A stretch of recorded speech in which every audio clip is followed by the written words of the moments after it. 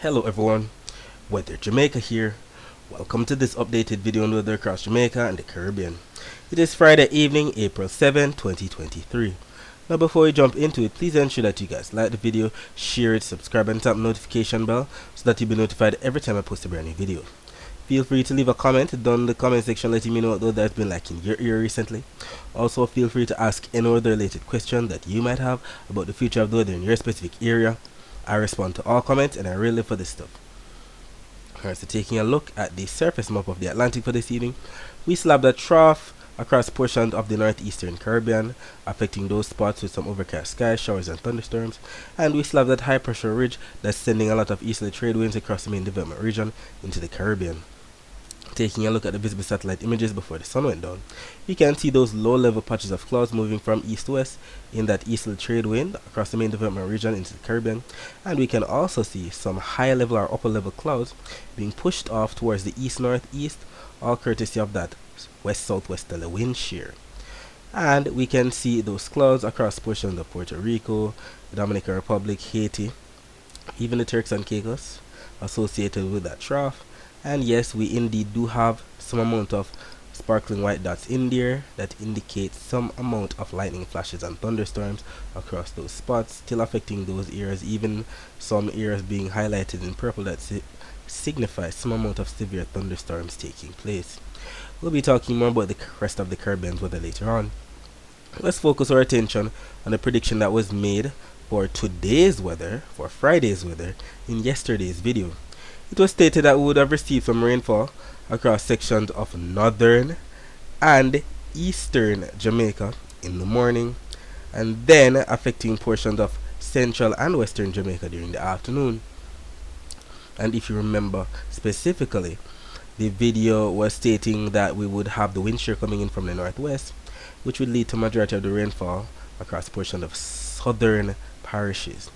And what ended up happening? A post was made at 8:11 a.m. highlighting some clouds, bringing some amount of isolated showers to sections of northern and eastern Jamaica in the morning.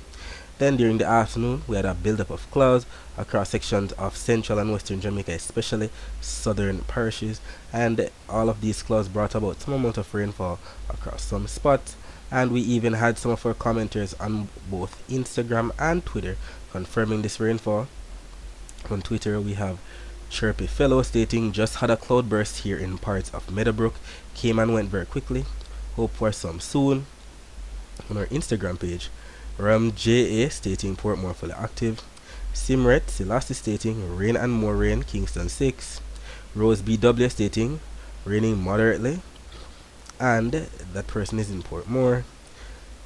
Another person, just a black woman, stating rain fall, a sunshine city.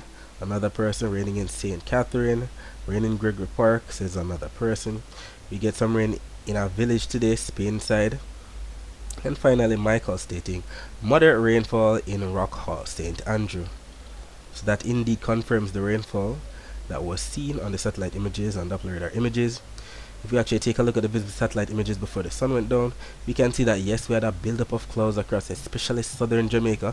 Northern Jamaica not so much. Even eastern Jamaica not so much in the afternoon hours, maybe even late evening hours. We might have gotten in on some amount of isolated showers across portions of St. Thomas right there. But even as the sun was going down, we still had some clouds across portions of St. Elizabeth and Westmoreland right there. And it makes sense that the Doppler radar images at this time is also showing some amount of green across St. Elizabeth right there that indicates some light to moderate rainfall as well. Taking a look at the Caribbean Institute for Meteorology and Hydrology website, we can see the accumulated precipitation for the past 24 hours. So yes, this indeed confirms the rainfall across northern and eastern Jamaica in the morning, then across southern Jamaica, central and western Jamaica in the afternoon hours. Taking a look at the temperatures for tonight, we can see that we have 24 degrees Celsius in Montego Bay and 24 degrees Celsius in Kingston. As we take a look at the temperatures for tomorrow, we see that Jamaica is still embedded in some amount of blues 1 p.m. on Saturday on both the Euro and the GFS models. That's indicative of at least 1 to 2 degrees Celsius below average. And remember, the average temperatures for the month of April is 88 degrees Fahrenheit. On the thermometer, that's about 31 degrees Celsius. So if we should be receiving 2 degrees Celsius below average temperatures tomorrow, it should be anywhere from, let's say, 29 to 30 degrees Celsius at most. Taking a look at the dry air map, we can see that the driest air is represented by the reds and the whites within those reds on the key at the bottom. And for the most part, Jamaica has some amount of yellows and oranges surrounding the island, but we're starting to see some of that being eroded right there with some of the blues associated with that trough and some moist air across portion of Puerto Rico and Hispaniola. Jamaica might be getting in on some of that, which might have caused the rain today. However, we can see that for 2 p.m. tomorrow, the Saharan dust is starting to make its entrance across portions of Jamaica. So, you know what usually comes with the Saharan dust? Maybe hazy skies, warmer temperatures, probably triggering some people's sinusitis or respiratory illnesses. Please ensure that you take necessary precautions, buy for medication, so that you're not that drastically affected. Taking a look at the wave forecast for tomorrow, we can see that Jamaica is being surrounded by blues on both the Euro and the GFS models at 12 p.m. and those represent 1.5 meter wave heights or less, and that's due to the fact that we won't be receiving much winds tomorrow. We can see anywhere from 5 to let's say 15 knot winds, with all of this coming in from the east. And where does all of this air pile up? Where do we have the darkest blues? Across inland areas of some central and western parishes. So we might have some amount of afternoon convection building up across sections of some central and western parishes. Might have some upper level clouds maybe being blown off by that wind shear towards the southeast, bringing more rainfall or overcast skies to some southern parishes. We shall see what unfolds with that. Either way, we might get some afternoon rainfall with all of this buildup of clouds in the afternoon hours. Taking a look at the precipitation forecast by the Euro and the GFS, we can see that by 3 p.m. Jamaica is embedded in some blues that represent rainfall across sections of central and western Jamaica.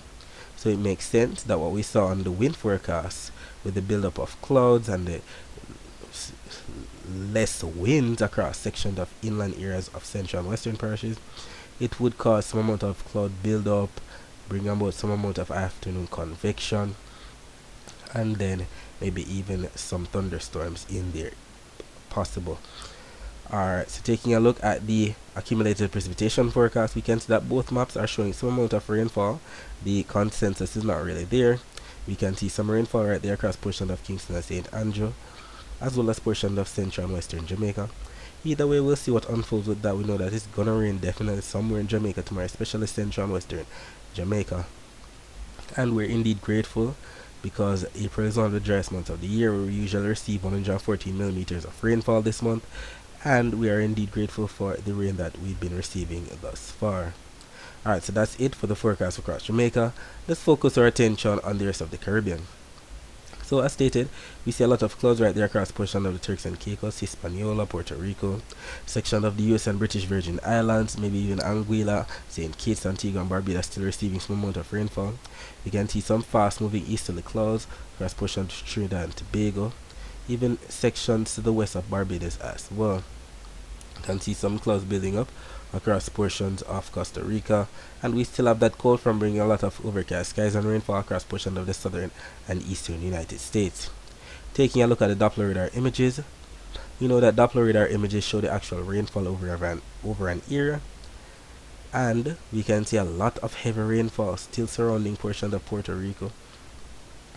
We know that that's heavy rainfall because we see those yellows and reds within those greens, and that's where the deepest convection is. Lots of thunderstorms taking place. That's some flood triggering rainfall right there off the west coast of Puerto Rico, off the east coast of Dominican Republic. And as we can see that from 1:30 p.m. today, it has been going on and still happening up at this time, even bringing some rainfall across portions of the US and British Virgin Islands right there. Taking a look at the Barbados radar, we don't see much happening across Barbados itself. We see some passing shower or two to the north, south and east of there, but majority of the rainfall is right there to the southwest. So maybe St. Vincent and the Grenadine Islands right there, Grenada might be getting in on some of that rainfall. If we take a look at the weather view of Doppler radar images, not much happening in the way of rainfall across the rest of the basin. Majority of the activity is right there between Puerto Rico and Hispaniola. Taking a look at the temperature forecast for tomorrow, we can see that 1 p.m. on Saturday has average, if not slightly below average temperatures anywhere from the eastern Caribbean to the central, western Caribbean, even in across portions of Mexico and Texas. with the above normal temperatures seeming to be right there across portions of the southern and southeastern United States. Taking a look at the Saharan dust map, so Jamaica is starting to get in on some of the Saharan dust. So too Panama, Colombia, Venezuela, the ABC Islands, Guyana, Suriname, French Guiana, Trinidad and Tobago, and majority of the islands to the north of there. Even portions of Puerto Rico getting in on some amount of Saharan dust. But due to the fact that there's a lot of moisture associated with the trough in the vicinity, most of those persons who are being affected by that trough won't be seeing much of that Saharan dust with all of the cloudy skies and thunderstorms that they'll be receiving. Taking a look at the wave forecast for tomorrow, we can see that both the Euro and the GFS models are showing the purples that indicate 2-meter wave heights or more right there after the east and northeast of the Caribbean, and that's due to the fact that the strongest winds, maybe up to 20 to 25 knots, should be right there as indicated by the yellows to the waters to the east and northeast of the Caribbean. Taking a look at the rain forecast, we can see that this map is showing all the rainfall that's expected from now up until 3 on Sunday. When we calculate that, that's all the rainfall that's expected from now up until 10 p.m. on Saturday. And we can see up to 1 inch or more of rainfall still being predicted from now up until that time for the very areas that were just mentioned: Hispaniola, Puerto Rico, the US and British Virgin Islands right there.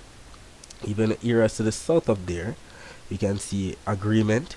So northwestern Venezuela still to get some more rain, Colombia, portions of the border right there, across Panama and Costa Rica as well. Taking a look at the western portion of the basin, we still have that cold front bring a lot of rainfall right there to portion of Texas, the waters of the Gulf of Mexico, as well as portion of eastern Mexico right there. I know that when we have consensus like this, the chances of it actually happening are much higher. Alright, so that's it for today. Thanks for watching.